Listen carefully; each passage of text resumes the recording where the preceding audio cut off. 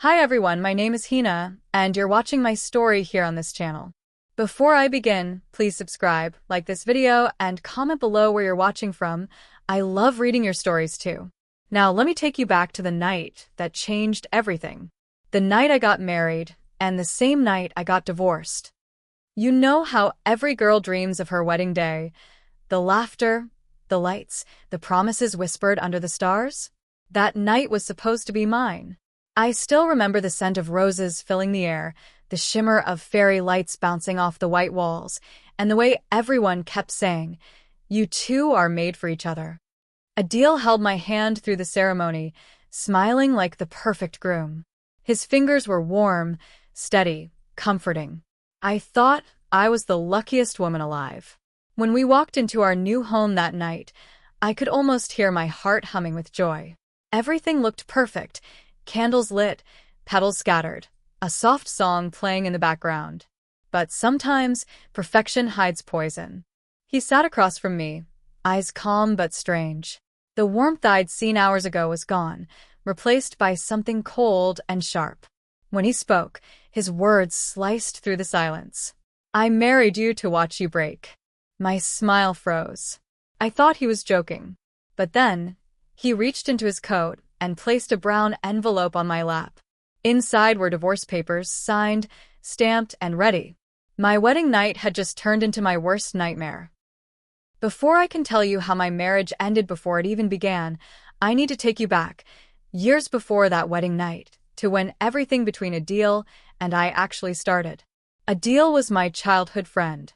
Our mothers were best friends, our fathers business partners, and our houses separated by just a narrow lane. We grew up sharing lunches, secrets, and silly dreams. He was quiet, the kind of boy who would rather listen than speak. Whenever I got into trouble, he was the one who took the blame.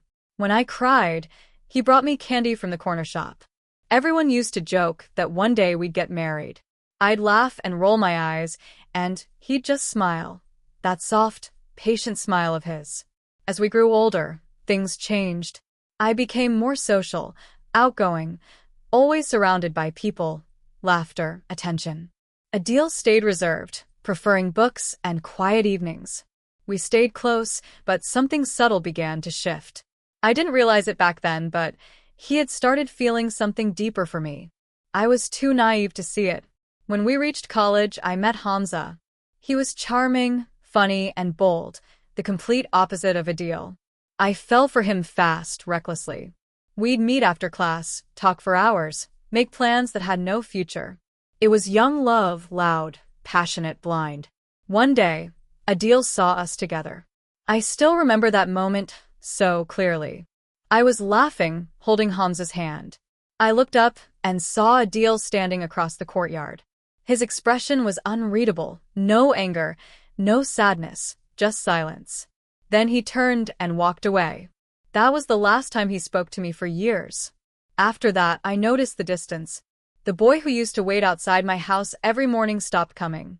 The texts stopped. The laughter disappeared. He shut me out completely. I tried to reach out once or twice, but he kept his replies cold and short. Eventually, I stopped trying. Life moved on. Hamza and I broke up after graduation. It hurt, but I recovered, built a career, helped my parents, and buried that part of my past. Years later, fate, or maybe something darker, brought Adil back into my life. I met him at a friend's wedding. When I saw him again, I barely recognized him. Gone was the shy boy I once knew. He was confident, polished, successful, the kind of man who commanded attention just by walking into a room. When our eyes met, he smiled politely, like nothing had ever happened. He asked how I'd been. His tone was gentle, almost nostalgic. I felt this wave of guilt for how I'd treated him in the past, and maybe that guilt made me overlook what his eyes were really saying, not love, not warmth, but calculation. Within months, he was everywhere, messaging me, visiting my parents, offering help with small things. Everyone adored him. My mother used to say, "Hina, he never stopped caring for you." I believed her. I thought maybe destiny had given us a second chance. What I didn't know was that destiny had nothing to do with it. Adil didn't come back for love. He came back to finish a story that started the day I broke his heart. When Adil reappeared in my life, it felt like time had folded in on itself, like the universe had pressed rewind on a story I thought was long over. It started innocently enough. I was at my friend Sanaa's wedding, standing near the buffet table, laughing with a cousin when I heard someone say my name. I turned, and there he was, Adil. For a second, I couldn't speak. He looked different. Taller, sharper, more sure of himself. He wore a black suit that fit him perfectly, his hair neatly styled, his presence calm but commanding. The shy boy I remembered was gone. This was a man who knew exactly what he wanted. "Hina," he said, smiling softly, "you haven't changed at all." And just like that, the years between us disappeared. We talked that night for hours about old times, old friends, and how life had taken us in such different directions. I told him about my work at the marketing firm, about my parents moving cities, about how small everything felt now compared to when we were kids.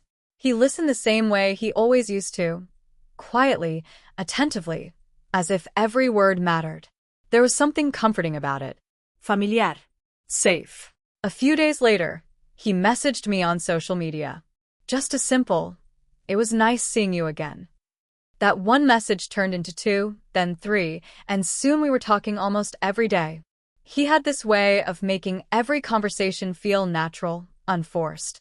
He asked about my dreams, my favorite books, even remembered how I used to hate cold coffee. It felt like coming home to something I didn't even know I missed. When he told me about his business, a small but growing real estate firm, I was genuinely proud. He'd built it all from scratch, worked through failures, and made something of himself. His humility made it even more attractive. But what drew me in most was the way he looked at me. Steady, intense, almost protective. I mistook that for love. Maybe I wanted to mistake it for love. A few months later, he proposed. It wasn't a grand gesture, no candlelight dinner, no dramatic speech.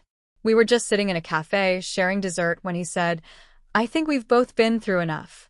Maybe it's time we build something real together." My heart raced. My parents adored him. My friends envied me. Everyone said I was lucky, that not every girl gets to marry someone who loved her since childhood. I believed them. I believed him. Looking back, the signs were there, small cracks in the perfect picture. The way he'd go silent when I mentioned my past. The way his smile stiffened when someone brought up Hamza's name. The way his questions sometimes felt more like tests. But love makes you blind. And I was already too far gone to see that his calmness wasn't peace. It was planning. Adil wasn't coming back to love me again. He was coming back to make sure I paid for leaving him behind. Our wedding day felt like a dream, the kind of day every girl imagines growing up. The house smelled of jasmine and sandalwood, laughter echoed in every corner, and my mother couldn't stop smiling. The guests praised how perfect we looked together. Adil was calm and graceful, greeting everyone, holding my hand just enough to show affection but not arrogance. My heart swelled with gratitude. I told myself, see, this is how happy endings begin. When the ceremony ended and the last of the guests left, we drove to our new home. The night air was soft, and my wedding dress rustled against the car seat as I nervously adjusted my dupatta. Adil didn't say much during the drive. I thought maybe he was tired. Weddings are exhausting, after all. When we entered the house, everything was beautifully arranged. Candles flickered along the hallway, rose petals formed a heart on the bedroom floor, and soft music played somewhere in the background. I smiled and whispered, "It's perfect." He looked at me and said quietly, "Yes, perfect." But there was something in his tone I couldn't place, not affection, not warmth, but something hollow. He offered me a glass of water, then sat across from me on the edge of the bed. For a few seconds, he just stared at the floor, his hands clasped tightly together. I tried to lighten the mood. "You look like a man about to give a speech," I joked. He didn't smile. Instead, he looked up and said, "Do you know what I remember most about you, Hina?" I laughed softly. "What?" "The day you told Hamza you loved him, right in front of me." My breath caught. I hadn't heard that name in years. For a moment, I didn't even understand why he was bringing it up. A deal, I began. That was so long ago. He cut me off. It wasn't long ago for me. His voice was calm, but his eyes burned with something terrifying: pain, anger, resentment, all twisted together. I tried to speak again, but he reached into his coat pocket and pulled out a brown envelope. He placed it on my lap. "You broke me once," he said quietly. "I just wanted to return the favor." My hands trembled as I opened the envelope. Inside were divorce papers, signed, dated, stamped. My wedding henna had barely darkened, and yet it was already over. I looked up at him, tears stinging my eyes. "This is a joke, right?" He stood up slowly, straightened his coat, and said, No, Iña. "This is justice." Then he walked out. The candles kept burning as I sat there, frozen in my bridal dress. The music kept playing, the same soft, romantic tune that had once made my heart flutter. But now it sounded cruel. That was the moment I realized this wasn't my beginning. It was his ending, and I had just become the last act of his revenge. For a long moment after Adil left, I didn't move. The door had closed softly behind him, yet the sound felt like an explosion in my chest. My ears rang. The world around me blurred. The candles, the petals, the music, all melting into a haze of disbelief. I just sat there on the edge of the bed, staring at the brown envelope lying open on my lap. The divorce papers were real. His signature, bold and deliberate, was stamped on every page. My name sat beside his, written in perfect handwriting, as if we were signing a business deal, not ending a marriage. My trembling fingers traced the ink, searching for some sign that this was all a misunderstanding. But there was none. I remember whispering to myself, "No, this can't be happening. Not tonight. Not like this." My voice cracked in the empty room, swallowed by the silence. Then came the tears. Hot, uncontrollable, humiliating tears that smeared my makeup and stained the neckline of my bridal dress. I cried until I couldn't breathe. Every breath hurt, every heartbeat felt like a bruise. I wanted to scream, to call someone, to beg him to come back and explain. But who could I tell? My parents were asleep, my relatives gone home, the world blissfully unaware that my fairy tale had just turned into ashes. At one point, I picked up my phone and opened our wedding photos, the ones we'd taken just hours earlier. We were smiling in every picture, our hands intertwined, our eyes full of hope. I stared at those photos until the screen blurred from my tears. How can someone fake love so perfectly? The minutes dragged into hours. The candles burned low, the petals began to dry, and still I sat there, clutching that envelope like it held the answer to all my pain. My body ached, but it was my heart that felt shattered, like someone had taken a hammer to it and left the pieces scattered inside my chest. When dawn finally arrived, the room was cold and colorless. I caught my reflection in the mirror, the smeared lipstick, the messy hair, the red eyes, and for a second, I didn't recognize myself. The girl staring back wasn't a bride. She was a ghost wearing a wedding dress. I took off my jewelry one piece at a time, each sound of metal hitting the table echoing like a heartbeat. The bangles, the necklace, the earrings, everything that symbolized love and celebration now felt like chains. That morning, I made myself a promise. I didn't know how, I didn't know when, but I would find out why he did this. He could walk away that night thinking he'd destroyed me, but I wasn't going to let him have that satisfaction. Because even when your world collapses, there's a small, stubborn voice inside that whispers, "Get up." And that voice saved me. When morning came, the house was painfully quiet. The candles from the night before had burned down to puddles of wax, and the once beautiful petals lay wilted on the floor, like the remains of a celebration that was never meant to be. I sat there for hours, still in my wedding dress, until sunlight crept across the curtains and reminded me that life outside that room hadn't stopped. Eventually, I stood up. My legs trembled as if they'd forgotten how to hold me. I gathered the divorce papers, folded them neatly, and placed them in my clutch, the same one I had carried to the ceremony. I didn't even bother to change my clothes before leaving. My neighbors must have thought I'd lost my mind. A bride walking home alone at sunrise, mascara streaked, eyes hollow. Maybe I had. When I reached my parents' house, my mother opened the door, her smile fading the moment she saw me. "Hina," she whispered, her voice trembling. I couldn't speak. I just handed her the envelope. She opened it, read the first line, and gasped. My father came running from the other room, demanding answers I didn't have. The next few days were a blur of questions, tears, and shame. Relatives called, pretending to check in but really fishing for gossip. My mother cried behind closed doors, blaming herself for not seeing the signs. My father wanted to confront a deal, but his family had already vanished from town, gone before sunrise, as if they had rehearsed it all. Everyone kept saying the same thing. "You'll be fine, Hina. You're strong." But strength is a strange thing. It doesn't come in waves or speeches. It comes in quiet moments when you have no choice but to keep breathing. I stopped answering messages. I couldn't bear the pity in people's words. I deleted our wedding photos, every video, every trace of that night. Still, his voice haunted me. "I married you to watch you break." And the cruelest part? He succeeded. At least for a while.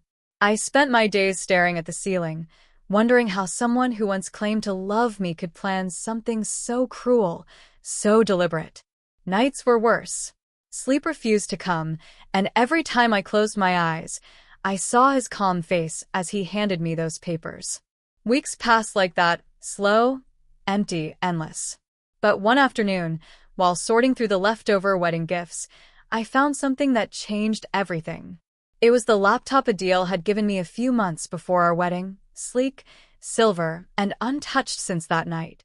When I opened it, the screen flickered to life, and my heart began to race. There, hidden in a folder labeled Memories, was the beginning of the truth. Files, screenshots, things I didn't understand yet. In that moment, my grief began to fade, replaced by something colder, sharper. If Adil wanted me broken, he was about to see what happens when a broken woman decides to rise. When I opened that laptop, I wasn't expecting to find anything unusual. I just wanted to distract myself, maybe watch something, maybe scroll through old photos. But the moment the desktop appeared, my eyes caught a single folder tucked neatly in the corner. It was labeled Memories. For a second, I hesitated. Maybe it was harmless. Maybe pictures from our engagement, or some files from his work. But something inside me whispered otherwise. My fingers trembled as I clicked. The folder opened into a maze of subfolders, names, dates, screenshots. Hundreds of them. I opened one at random, and what I saw made my stomach twist. It was a photo of me and Hamza from 8 years ago, a picture I didn't even know existed. Then another, screenshots of my old Facebook posts, messages I'd long deleted, even a recording of a phone call between me and a friend from college. Each file was like a punch to the gut. He had been watching me. Not for weeks. Not for months. For years. There were logs of my online activity, saved chats, and even voice notes, every one of them carefully archived. I scrolled through them in disbelief. My hands grew cold, and the room started spinning. He hadn't just come back into my life by coincidence. He had planned it. Every smile, every gift, every promise, all part of a script he had written long before our wedding. The deeper I went, the darker it got. One folder contained recordings from the past year, our conversations during engagement, my voice notes, screenshots of my text messages to him. And then something else, a file named Final Proof. I opened it, expecting another set of screenshots, but it was an email. An email sent from Adil to someone named Nida. "It's almost done. After the wedding, I'll be free of her, and so will you." I froze. My eyes darted over the message again and again. There were dozens of emails between them, long, detailed exchanges where he called me, the lesson she deserves, and bragged about how satisfying it would be to watch her pride burn. Nida wasn't just anyone. She was his girlfriend. The woman he had been with while pretending to love me. The woman who knew everything, and helped him plan it. My hands shook with fury. I clicked through more of their messages, and with each one, my anger grew. He had mocked me, laughed about my naive trust, even shared screenshots of our wedding preparations as if it were entertainment. For hours, I sat there staring at that screen, my tears drying into something harder, resolve. The pain was still there, but it had transformed into a quiet, dangerous calm. He thought he'd taken everything from me, my dignity, my peace, my future. But what he didn't know was that he'd just handed me the very weapon that could destroy him. That night, I made a new promise to myself. He wanted revenge. Now, it was my turn. The night I discovered the truth, something inside me changed. I had cried for days, but this time, there were no tears left. Only clarity. I wasn't the helpless bride sitting on the edge of her bed anymore. I was the woman who had seen every mask Adil wore, every lie he told, every piece of proof he left behind. And now, I had a choice: stay silent and let him win, or fight back in my own way. So I started quietly. First, I copied everything: the emails, the recordings, the screenshots, onto a flash drive. I made sure the originals stayed untouched, hidden exactly as I found them. I didn't want him to know I'd seen them, not yet. I needed him to think I was broken, defeated, and out of his life. Because when men like Adil feel victorious, that's when they get careless. Next, I looked deeper into the emails. That's when I found her, Nita, the woman he'd been writing to. At first, I wanted to hate her. But as I read her messages, I realized something unexpected. She didn't know everything. Yes, she'd been part of his game, but Adil had lied to her too. He had told her I was manipulative, that our marriage was fake, that I had wronged him in the past and deserved what was coming. He had used both of us.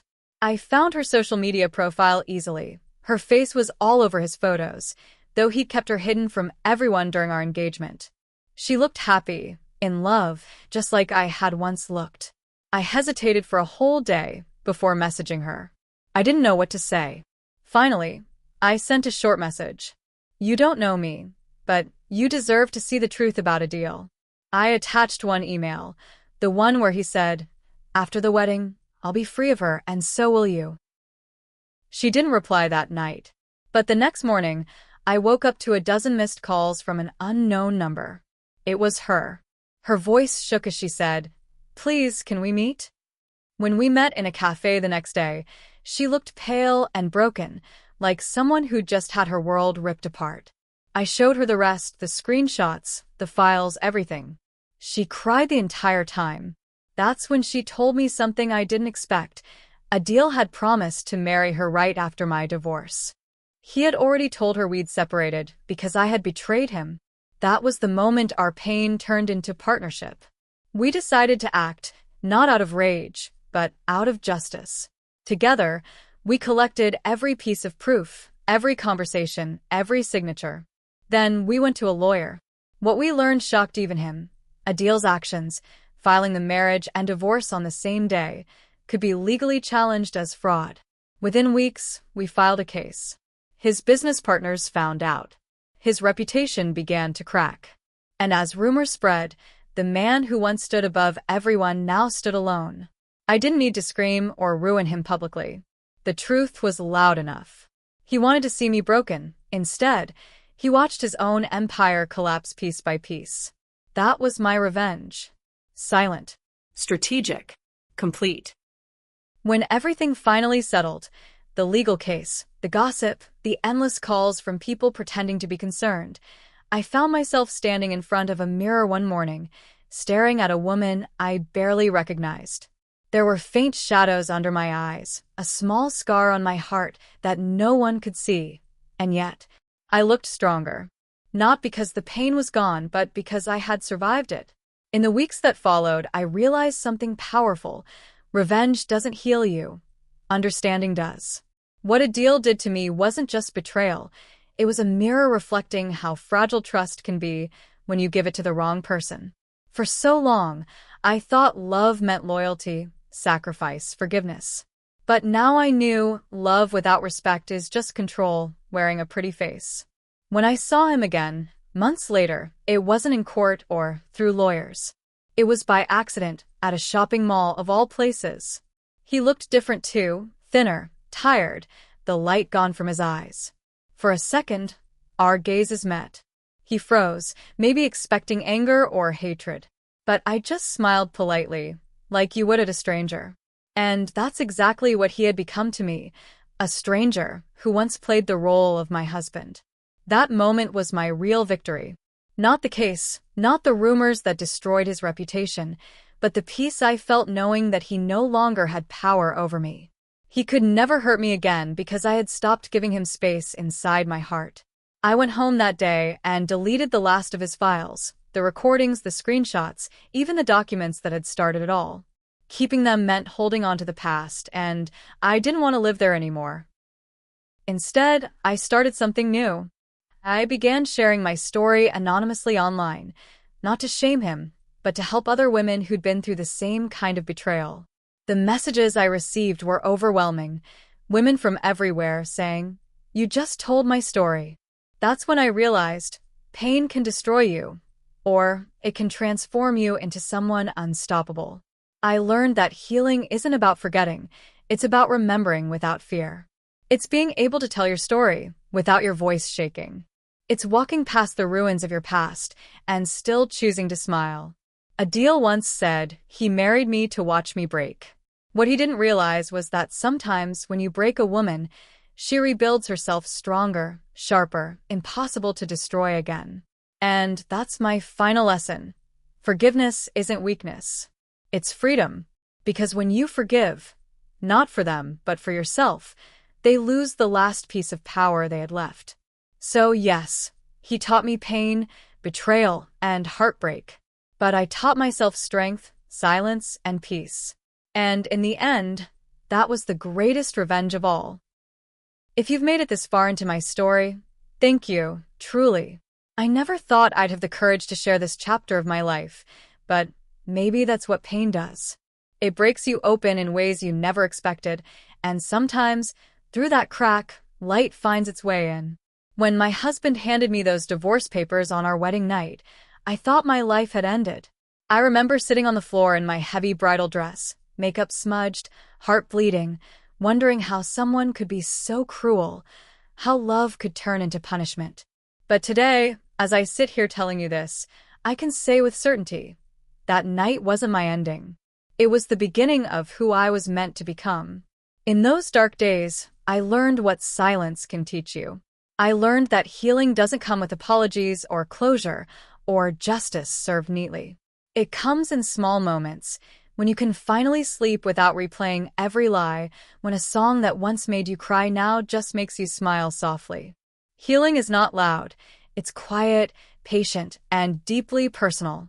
If you're watching this and going through something similar, maybe you've been betrayed, abandoned, or humiliated, I want you to know something. You are not weak for feeling broken. You are not foolish for trusting. The wrong person's betrayal says nothing about your worth. It only exposes their emptiness.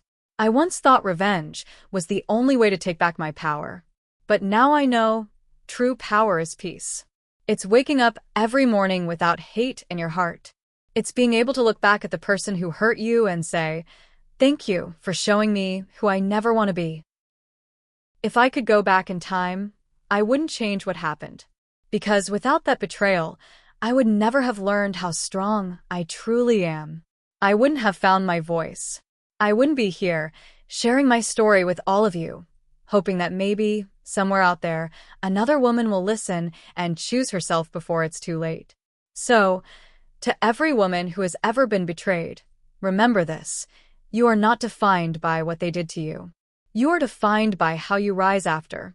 Adil took away my love, my trust, and my peace for a while. But he couldn't take away my will to rebuild. I turned my pain into purpose. And now, my scars don't remind me of him. They remind me of my survival. If my story touched you, please subscribe, share it with someone who needs strength today, and tell me in the comments where you're watching from. Because maybe, just maybe, by sharing our stories, we remind each other that no betrayal can truly destroy a woman who learns to love herself again. If this story touched you, leave a comment and share your thoughts. Don't forget to like and subscribe for more real-life stories of love, betrayal, and strength.